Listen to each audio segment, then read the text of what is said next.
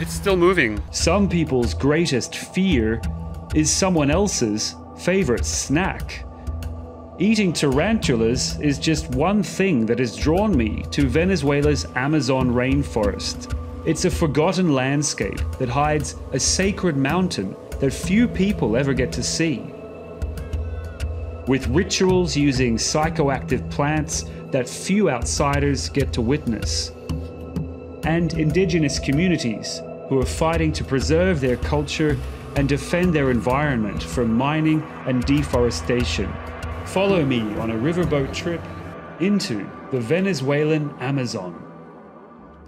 Venezuela is one of 9 countries that share the Amazon. It holds around 6% of the huge rainforest and has an entire state called Amazonas. My trip here begins in the regional capital, Puerto Ayacucho. This area has been largely cut off to travelers for years. Flights here were stopped during the pandemic. Now only one small plane visits each week. I've joined one of the few tour groups that still come here. You don't have to go far from town to see a very different way of life. Our tour's first stop is in a camp run by Alfredo Pintao.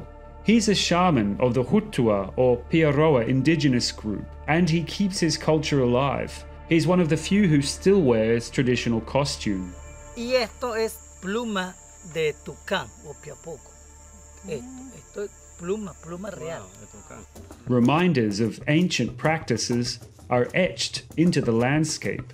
In the early morning, we walk to a nearby mountain to see cave paintings depicting animals, humans, and geometric shapes. Alfredo says they were painted by earlier tribes whose story has been lost to history. As dawn breaks, Alfredo points us to the ultimate destination of our trip. Far in the distance, the great Autana Mountain. Es una montaña sagrada también dentro de las creencias del pueblo indígena Wotun aquí en Amazonas, porque ahí reina también la vida del ecosistema.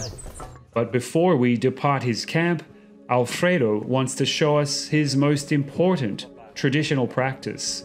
To see visions, he consumes a hallucinogen called yopu. Esta es la semilla de yopo. Y con una ceniza de un árbol que se llama yopo igual, se lo pila y eso sale una masa. Yopu contains a powerful psychoactive agent known as DMT. One tiny portion is enough to send him on a trip for hours. It's usually reserved for ceremonies. Tourists sometimes come to take part. Eso está rezado solamente para descubrir el mundo mágico de lo que es el encanto de los paisajes, la vida de los animales, la vida de los peces, todo eso. Y el canto es a base de eso. El canto que se hace para... Igualito esto está rezado. El yopo está rezado solamente para descubrir el mundo espiritual de los animales. He snorts up a fraction to show us how he uses it.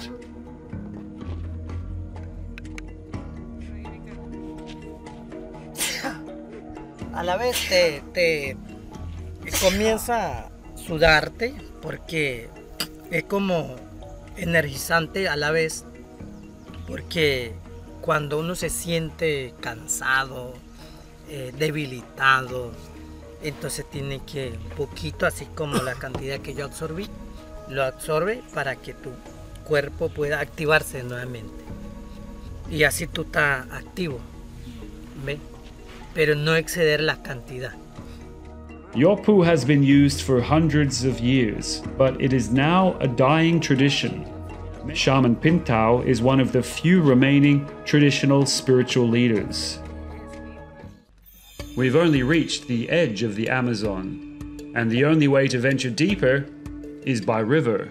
Our guide is Audi Silva, a member of the Hutua indigenous group. Bueno, estamos navegando el río Sipapo. Sipapo, estamos en territorio Wotinga, Piaroa. Vamos a navegar casi 6 horas. This riverboat, called a bongo, will be our transport, shelter, and kitchen for the next week as we move steadily towards our goal. the enormous monolith of Cerro Autana. But we don't get far before we're stopped by a metal wire. This is a river checkpoint installed by villagers to try to prevent drug trafficking and illegal mining. Esta alcabala está para controlar lo que es del lado de Colombia con la gente que trabajan la cocaína, las drogas, marihuana, hace contrabando para controlar. A pesar de todo que los indígenas hacen el esfuerzo de controlarlo, como no le hace el acompañamiento del gobierno nacional, ellos por su propio medio tomaron este tipo de justicia, pues, de controlarlo por ellos mismos.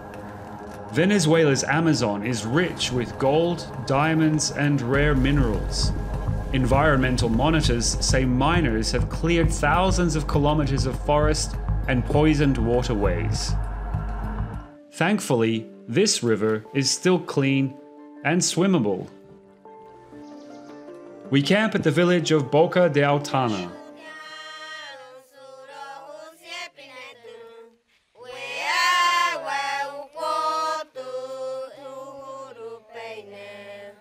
Here they speak Hutua. There are more than 20 different indigenous tribes in the Venezuelan Amazon, each with a distinct language. Leading the games is Rosalba Prato, the village school teacher.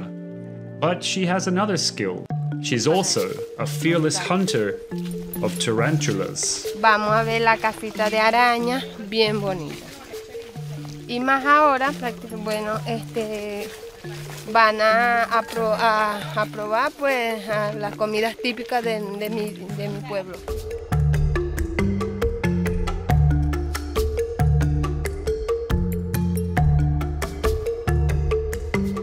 Here, tarantulas are considered a delicious snack, and she knows just where to find them. She picks out a vine with a curly end, the perfect lure. Tarantulas live in holes like this one in the base of a tree. This spider doesn't take the bait. A second attempt also fails. But the third tarantula is less lucky. Rosalba traps the spider with a stick, wraps up its legs, skewers it through the middle, and tears off its venom sac. Esta parte es veneno. Esto se lo sacan y el veneno se va.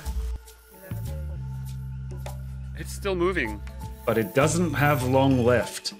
The spider's hairs roast away on the hot fire. Its venom boils and explodes. Now it's roasted and ready to be served. Acá ya está listo para comer la araña. Esta es la comida típica del pueblo indígena Woto. Y acompañado con el casabe, comemos la araña.